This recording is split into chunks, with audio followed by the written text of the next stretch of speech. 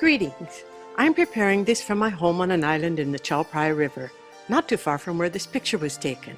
This flash review is to compensate for my absence at the 50th class reunion.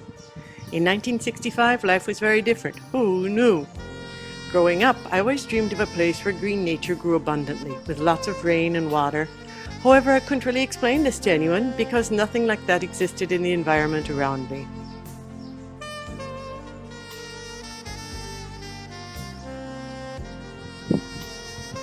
Our moms were sisters and they married in a double wedding.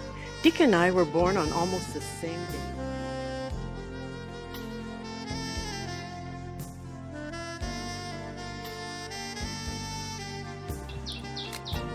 Of course I did my best to follow the system, go to school, get a job, earn a decent living.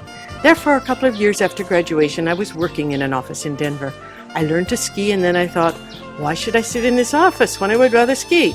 So I moved to Vail, Colorado. In 1968, Vail was a tiny ski resort that had been created 5 years earlier. The founders wanted Vail to resemble Swiss ski resorts, so they imported a few Swiss to help create the ambiance.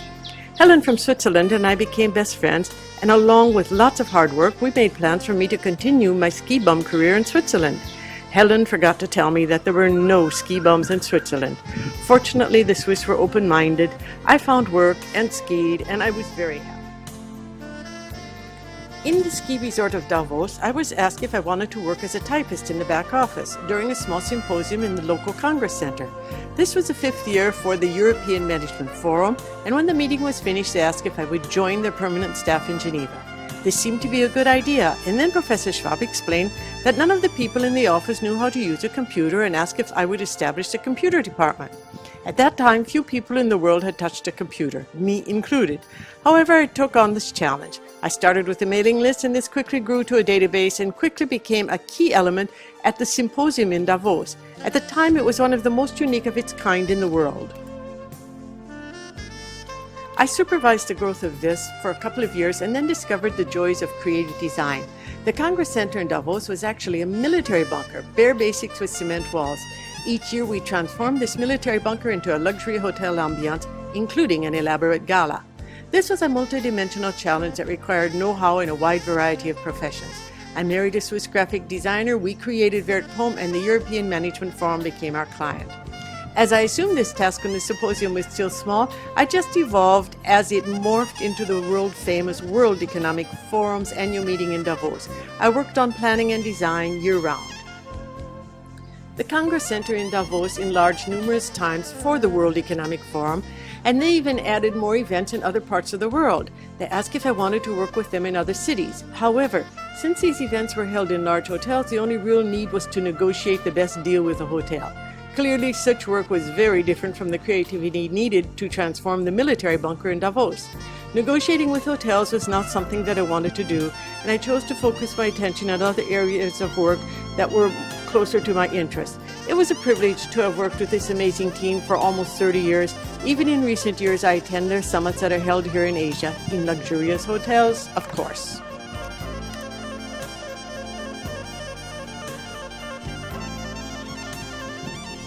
In parallel with this interesting career, I also traveled throughout the world.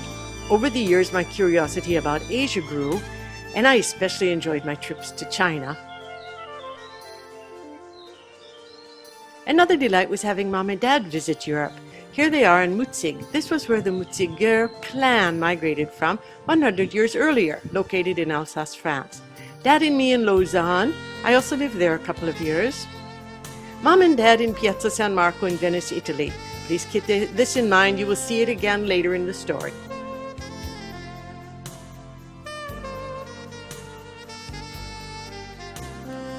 Because of my workload in Davos, I also had an apartment in this lovely chalet house.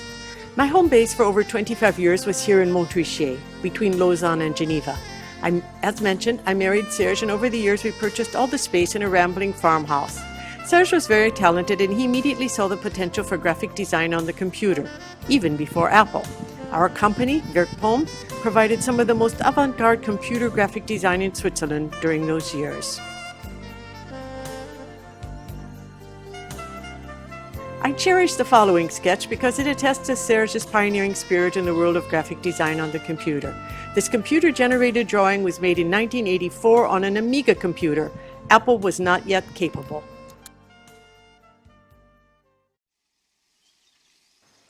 In 1990, Serge and I chose to pursue separate paths, so we divided the house. I moved upstairs, he moved downstairs, and I created a new company called Applefields. The World Economic Forum, annual meeting in Davos, remained my client and I continued to grow with them.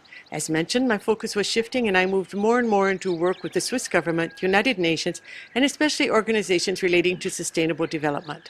The Swiss government chose to designate a large building complex in Geneva as the International Environment House, and they asked me to create and implement all visual communication, logo, printed documentation, internal signage, as well as the inauguration party. A delightful project that also led to more work in such areas relating to environmental concerns. Here is some of our work ready for a UN exhibition in Switzerland. The challenges were wonderful and I enjoyed the talented artists that I worked with.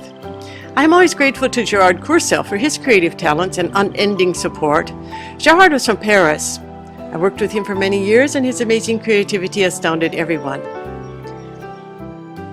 From Paris to Mitchell was a long distance to travel in more ways than one, and obviously Gerard also impressed the locals. Dragan Stefanovic was one of the best graphic designers in Europe. Here we are enjoying a boat party on the lake of Geneva. Happily, my work took me more and more often to China. My head and heart were turning to Asia. Tan Sui Yan is now Singapore's national artist. Years earlier, I arranged his exhibition to travel from Davos to the United Nations in Geneva and then to the Biennale in Vienna. Remember Mom and Dad in Piazza San Marco? Here is Tan Sui Yan in the same piazza, making a very large and spectacular calligraphy painting. Shamma Suwattapon is the most famous musical composer in Thailand. He wanted to film snow for a video, and here he is in the snow near Montreal. At this time, I knew I would be moving to Thailand, and Shamras made a special musical album for me. It was part of a gift that I gave to friends and family and clients to tell them that I would be leaving. The music that you hear now is part of that album.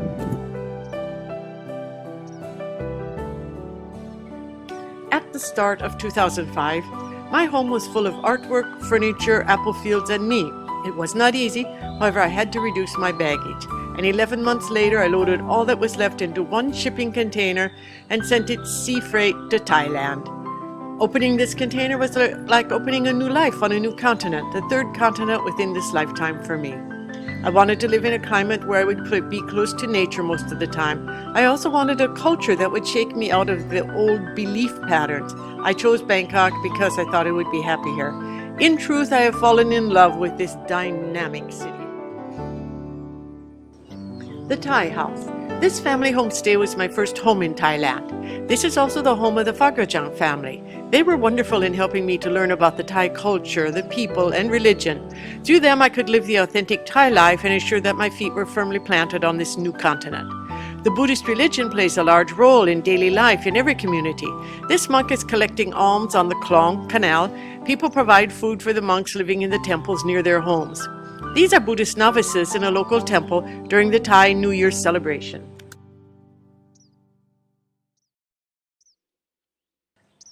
Everyone in Switzerland knew that Ondine and Oscar were my children.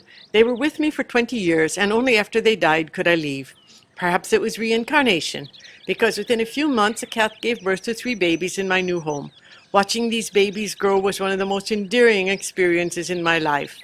Observing their vulnerability, playfulness, trust, and love. Watching Mama Cat teach them how to run, jump, and climb on screens. Each and every day they would be under my feet and tugging at my heartstrings.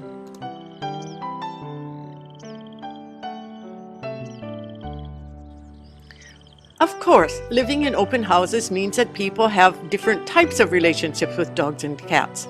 One basic rule to learn is do not be possessive. The animals come and go. There have been many heartaches, and through it all, I have learned to accept nature's course. I've obviously enjoyed many years with many cats here in Thailand.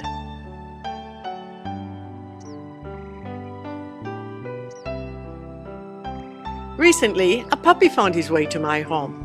Elvis has integrated well and learned that, nonetheless, the felines are the guardians of this home. Living in harmony with nature is my slogan, and here in Thailand, I can live this ideal. A typical Thai house is built from teakwood. They sit on pillars to avoid flooding inside the house. For example, I'm located on a mangrove island where the water level changes in accordance with the sea tides. I always create a lovely terrace and garden around my homes and spend the vast majority of my times in these environments. As I prepare this flash review, I'm sitting beside the red vase in this picture.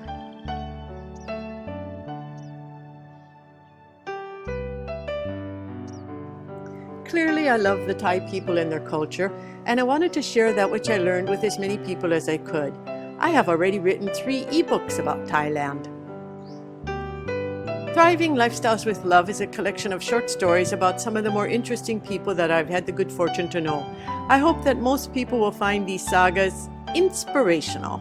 Frontier Towns on the Mekong tells about the exotic life on the Mekong River. This region is not yet on most tourist maps, therefore it offers wonderful opportunities for adventure. Bangkok Freestyle is full of precious knowledge and know-how about Bangkok.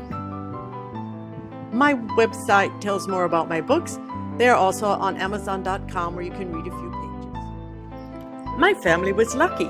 They visited Thailand and had me show them around. Lois and Marilyn near the Mekong. When Mom, James, and Dick visited, I was living in the jungle outpost near the fabulous Doi Tung Gardens. By coincidence, at that time, Helen contacted me. Remember, the Swiss friend? I had not seen her since I left Vail 45 years ago.